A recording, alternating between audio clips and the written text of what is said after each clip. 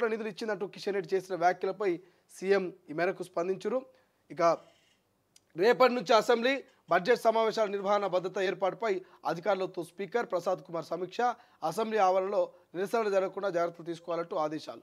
ఎమ్మెల్యేలు ఎమ్మెల్సీలంతా క్రమం తప్పకుండా సమావేశాలకు హాజరు కావాలంటూ గుత్తా సుఖేందర్ చెప్తున్నటువంటి పరిస్థితి. ఒక్కసారి అసలు మరి కేంద్ర మధ్య రాష్ట్ర ప్రభుత్వాల మధ్య నడుస్తున్నటువంటి వారి గురించి మనం కనుక డిస్కషన్ చేసుకుంటే తీసుకున్నది ఎంత, ఇచ్చింది ఎంత. సోమవారం సిఎల్పి కార్యాలయంలో ముఖ్యమంత్రి ఛాంబర్లో రేవంత్ మీడియాతో చిట్చాట్లో మాట్లాడారు. రాష్ట్రాలు చెల్లించిన పన్నులో 42% నిధులు తిరిగి రాష్ట్రాలకు ఇస్తున్నట్లు చెబుతున్నారు. కానీ తిరిగి ఇస్తున్నది కేవలం 30%మేనని చెప్పారు. విద్యాసెస్ 4 నుంచి 5% వసూలు చేస్తున్న కేంద్రం అందులో నుంచి ఒక్క రూపాయి కూడా రాష్ట్రానికి ఇవ్వడం లేదని తెలిపారు. వాస్తవాలు ప్రజలకు తెలియాల్సి ఉందని, దీనిపై చర్చించేందుకు కిషన్ రెడ్డి రావాలని అంటున్నారు. ధర్నా చేయాల్సింది మోదీ ఇంటి ముందు కదా. రీజనల్ రింగ్ రోడ్ను తామే ఇచ్చామంటూ ప్రధాని మోదీ పరేడ్ గ్రౌండ్లో ప్రకటించారని, అలాంటప్పుడు ఈ ప్రాజెక్టుకు భూసేకరణ జరగదంటూ బీజేపీ ఎంపీలు ఈచెల లక్ష్మణ్ ధర్నా చేయాల్సిందని ప్రధాని ఇంటి ముందు కదా అంటూ సీఎం రేవంత్ అన్నారు.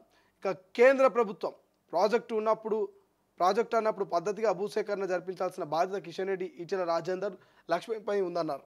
హైదరాబాద్లో జైపాల్ రెడ్డి తెచ్చిన మెట్రో కనిపిస్తుందే తప్ప కిషన్ రెడ్డి తెచ్చిన మెట్రో కనిపించడం లేదని ఎద్దేవా చేశారు. మెట్రో, మూసీ ప్రక్షాళన, regional ring road, Palamuru Rangareddy ప్రాజెక్టుల కేంద్రం నుంచి మెజార్టీ నిధులు తెస్తే కిషన్ రెడ్డికి నక్లెస్ రోడ్లో సన్మానం చేసి చేతికి గండపెడారం తొడుగుతానన్నారు. ఇక భూసేకరణ రాష్ట్ర ప్రభుత్వ పరిధిలోనిది అయినప్పుడు కేంద్ర ప్రభుత్వ ప్రాజెక్టులపై బట్టి విక్రమార్క నేతృత్వంలో జరిగిన సమావేశంలో చర్చించేందుకు ఎందుకు రాలేదంటూ ప్రశ్నించారు. కేంద్ర మంత్రి మనోహర్ లాల్ ఖట్టర్ హైదరాబాద్కు వచ్చి సమీక్ష నిర్వహించినప్పుడు సికింద్రాబాద్లోనే ఉన్న కిషన్ రెడ్డి ఆ సమావేశానికి వెళ్తే కేసీఆర్ బాధపడతారని హాజరు కాలేదా అని నిలదీశారు. రాష్ట్ర అభివృద్ధిపై కిషన్ రెడ్డికి ఉన్న చిత్తశుద్ధి ఇది అని ఎద్దేవా చేశారు.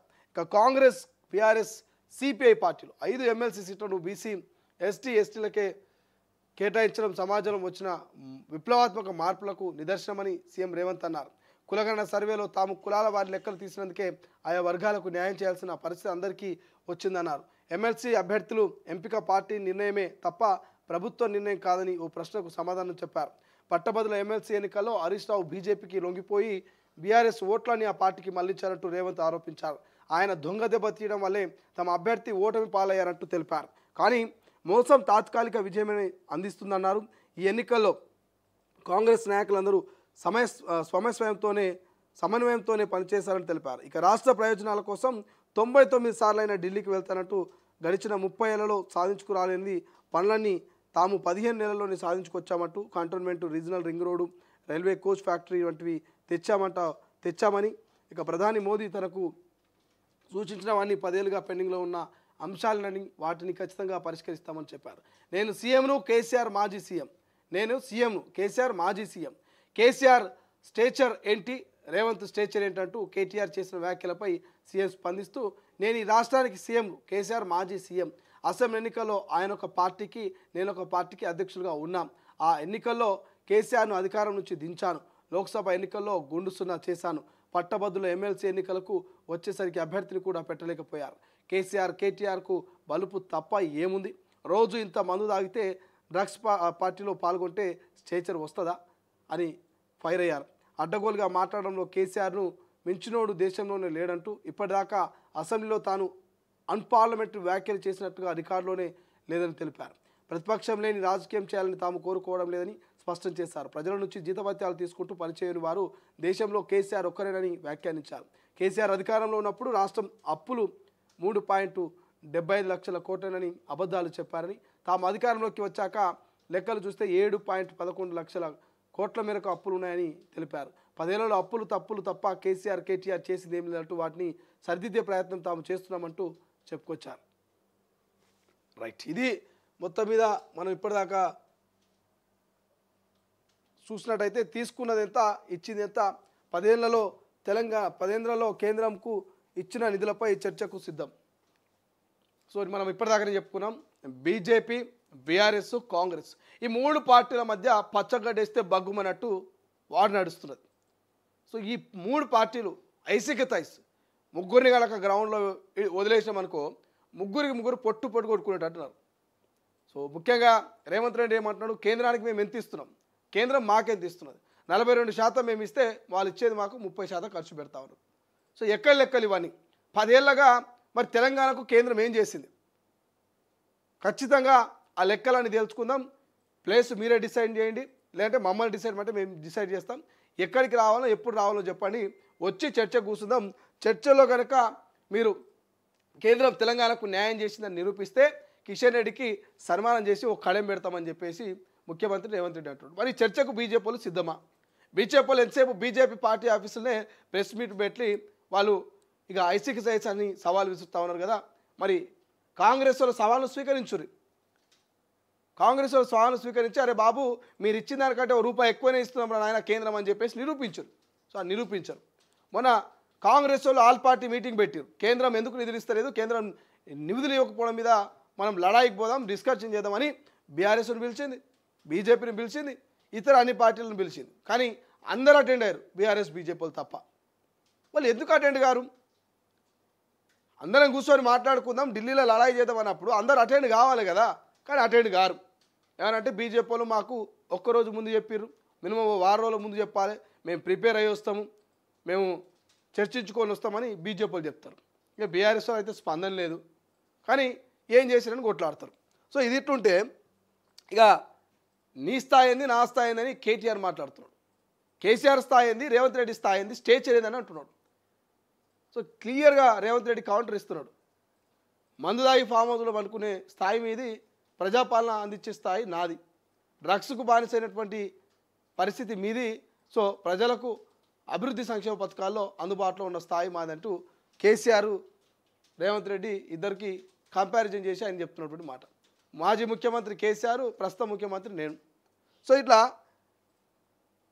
దారిన పోయే కంపను తలిగించుకున్నట్టుగా పాపం ఉత్తగా ఊకుండా చాలక కేటీఆర్ అనవసరంగా ఆయన తిట్టుబడదు కాక వాళ్ళ నాయన గారిని కూడా తిట్లు తినిపిస్తున్నాడు.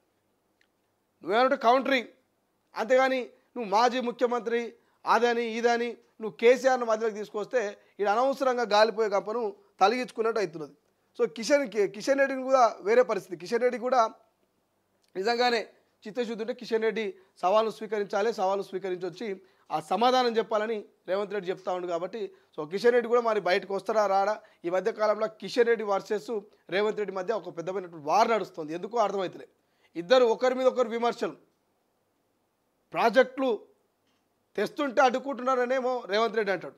అసలు ప్రాజెక్టులే తెస్తలేరా నాయన, మీ చేతగాక మీరు ఎటువంటి ప్రాజెక్టు తెస్తలేరు, ఎటువంటి నిధులు మీరు కేంద్రం నుంచి తెచ్చుకుంటలేరు, నేనెందుకు అడ్డుపడతా, మీరు ప్రాజెక్టులు తెచ్చుకుంటే మీరు నిధులు తెచ్చుకుంటారని కిషన్ రెడ్డి అంటాడు. ఈ మధ్య కాలంలో ఏమైందో తెలియదు కానీ ఇద్దరి మధ్య ఒక వార్ అయితే నడుస్తూ ఉంది. సో రైతు బాధపడుతుంటే పైశాచికారం పొందుతారంటూ కేటీఆర్ను అటు ఇక మాజీ ముఖ్యమంత్రి కేసీఆర్ను ఉద్దేశించి మాట్లాడుతున్నాడు. తెలంగాణ కేంద్రం 10 లక్షల కోట్లు నిధులిచ్చినట్టు కిషన్ రెడ్డి చేసిన వ్యాఖ్యలపై సీఎం స్పందిస్తూ నిజంగా 10 లక్షల కోట్ల రూపాయలు నిధులిస్తే మరి దేనికి ఇచ్చింది? మూసీ ప్రక్షాళనకి ఇచ్చిందా, లేకపోతే సెకండ్ ఫేజ్ మెట్రోకి ఇచ్చిందా, RRR రోడ్డుకి ఇచ్చిందా, లేకపోతే పాలమూరు రంగారెడ్డికి ఇచ్చిందా? దేనికి 10 లక్షల కోట్లు ఖర్చు పెట్టింది? దేనికి ఏ ప్రాజెక్టుకు కేంద్ర ప్రభుత్వం అడగంగానే ఓకే చెప్పింది అనేది ముఖ్యమంత్రి అడుగుతున్న ప్రశ్న. మరి బీజేపీ వాళ్ళు చెప్పాలి దాన్ని. నిజంగానే 10 లక్షల కోట్ల రూపాయలు తెలంగాణలో ఖర్చు పెట్టిరా? నిజంగానే ఇస్తున్న దానికంటే ₹1 ఎక్కువనే అదనంగా మరి కేంద్రం తెలంగాణ ఖర్చు పెడుతున్నదా? సో ఇంకోవైపు బీఆర్ఎస్ వాళ్ళు ఇప్పటికీ 39 సార్లు ముఖ్యమంత్రి ఢిల్లీకి పోయి, 39 కాదు 399 సార్లు పోయినా తప్పులేదు. ముఖ్యమంత్రి కూడా అదే అంటున్నారు, 99 సార్లు పోతా ఢిల్లీకి అంటున్నాడు. గత ప్రభుత్వంలో మీరు ఎలాగూ పోయి అమ్మ అన్నం పెట్టదు అడక తినది అన్నట్టు మీరు ఢిల్లీకి పోలేదు, ఇటు గల్లీలో ఉన్నటువంటి తెలంగాణ ప్రజలకు ఖర్చు పెట్టలే. సో పాపం రేవంత్ రెడ్డి ఢిల్లీకి పోతున్నాడు, 1-2 సార్లు తిరుగుతున్నాడు, మాట్లాడుతున్నాడు, మంత్రులను కలుస్తున్నాడు, కేంద్ర మంత్రుల్ని అక్కడ ప్రధాని కలుస్తూ ఉన్నాడు. సో రావాల్సిన దానికోసం కొట్లాడుతున్నాడు. మీకు శాతం అయితే కొంత సహాయం చేయరు, అంతేగాని కష్టపడ్డోడి మీదకి వెళ్ళి రాళ్ళు వేస్తే ఏదో అవుతుంది, మేము ఏదో చేద్దాం అనుకుంటే మాత్రం అది భ్రమ.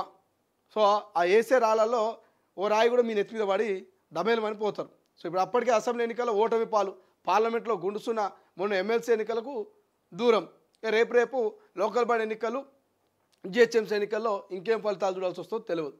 సో క్లియర్గా కాంగ్రెస్ కౌంటర్ చేస్తూ ఉంది బీఆర్ఎస్ను. సాధించింది ఏంది ఈ 15 నెలల కాంగ్రెస్ అంటే అనేకమైనటువంటి అంశాల గురించి చెప్తున్నాడు. అప్పట్లో కేసీఆర్ అనేటువంటి ఒక అహంకారంగా ఉన్నటువంటి మాజీ ముఖ్యమంత్రిని ఓటమి పాలు చూపించినాం, అసెంబ్లీ ఎన్నికల్లో సీట్లు తగ్గించినాం, పార్లమెంట్ ఎన్నికల్లో 0 తెప్పించినాం. ఎమ్మెల్సీ ఎన్నికలకు దూరం ఉండిపించినాం. రేపు మన రూరల్లో ఉన్న జరిగేటువంటి లోకల్ బాడీ ఎన్నికలు, జిహెచ్ఎంసీ ఎన్నికల్లో మొత్తం చిత్తు అసలు పార్టీలే లేకుండా చేస్తామని కాంగ్రెస్ వాళ్ళు అంటున్నారు. సో దాని గురించి జాగ్రత్త పడాలిగా ముందు కేటీఆర్, హరీష్ రావు. దాన్ని విడిచిపెట్టి ఇక ఏవేవో మాట్లాడి ఏదేదో రాజకీయం చేసి ఇంకేదో రేపు అసెంబ్లీలో అందరు కలిసి మాట్లాడు. మొన్న ఆల్ పార్టీ మీటింగ్ అంటే ఏదేదో సాకులు చెప్పి అటెండ్ కాలే కదా. రేపు బడ్జెట్ అసెంబ్లీ సమావేశాల్లో బీజేపీ వాళ్ళు ఏం అడగాలనుకుంటున్నారు, బీఆర్ఎస్ వాళ్ళు ఏం అడగాలనుకుంటున్నారు, కాంగ్రెస్ వాళ్ళు ఏం చెప్పాలనుకుంటున్నారు, ఈ ముగ్గురు కలిసి రేపు డిస్కషన్ చేయరు. ఎట్లా మాజీ ముఖ్యమంత్రి కేసీఆర్ కూడా అసెంబ్లీ అడుగు పెడతా అంటున్నాడు కదా. సో అసెంబ్లీ అడుగు పెడితే మామూలు ఉండదు అంటున్నాడు కేటీఆర్. ఆ పిచ్చోళ్ళ మాటలు వినలేకనే మరి కేసీఆర్ అసెంబ్లీకి వస్తలేడట. కాంగ్రెస్ వాళ్ళు పిచ్చోళ్ళట. ఆ పిచ్చోళ్ళ మాటలు విన్నీకే కేసీఆర్ అసెంబ్లీకి రావాల్సిన అవసరం లేదట. సో ఇంతకుముందు చెప్పిన ఎలకల బాధకి ఇలాంటివి పెట్టుకున్నట్టు కాంగ్రెస్ అధికార పక్షం ఏదో అడుగుతుందనో, అధికార పక్షం ఏదో మాట్లాడుతుందని మాజీ ముఖ్యమంత్రి కేసీఆర్ రాకపోవడం ఎంతవరకు సమంజసం? సో తెలంగాణ ప్రజల జీతాలు తీసుకుంటూ తెలంగాణ ప్రజల నుంచి ఎన్నుకోబడినటువంటి వ్యక్తి, అసెంబ్లీలో అడుగుపెట్టి ప్రశ్నించాల్సిన వ్యక్తి, ప్రజలకు న్యాయం చేయాల్సిన వ్యక్తి కాంగ్రెస్ వాళ్ళ బాధకు వస్తలే, కాంగ్రెస్ వాళ్ళు తిడుతున్నాను వస్తలే, కాంగ్రెస్ వాళ్ళు అట్లా అంటున్నాను వస్తలే, కాంగ్రెస్ వాళ్ళు ఇట్లా అంటున్నాను వస్తలే, కాంగ్రెస్ వాళ్ళు గిచ్చుతున్నాను వస్తలే, కాంగ్రెస్ వాళ్ళు గిల్లుడుతున్నామని వస్తలే. గిదేం రీజన్స్? Silly reasons. కాకపోతే బడికోయే పోరగా చెప్తున్నట్టు ఇలా నేను బడికోను, మా సార్ కొడతాడు, హోంవర్క్ చేయలే అన్నట్టు. సో దమ్మున్న నిజమైనటువంటి నికాజైనటువంటి నాయకుడు కాంగ్రెస్కో ఇంకోరికో భయపడొద్దు. పోవాలి అసెంబ్లీకి, పోయి గర్జించాలి. 10 ఏళ్ళు తెలంగాణ ఏలినటువంటి వ్యక్తి కదా, 10 ఏళ్ళు తెలంగాణ మీద పట్టున్న వ్యక్తి కదా, 20-30 ఏళ్ళ నుంచి సుదీర్ఘమైనటువంటి రాజకీయ అనుభవం కలిగినటువంటి వ్యక్తి కదా. సో వీళ్ళ కోసం భయపడతారా? పోవాలి కదా. మరి అంతా పవర్ఫుల్ నాయకుడు.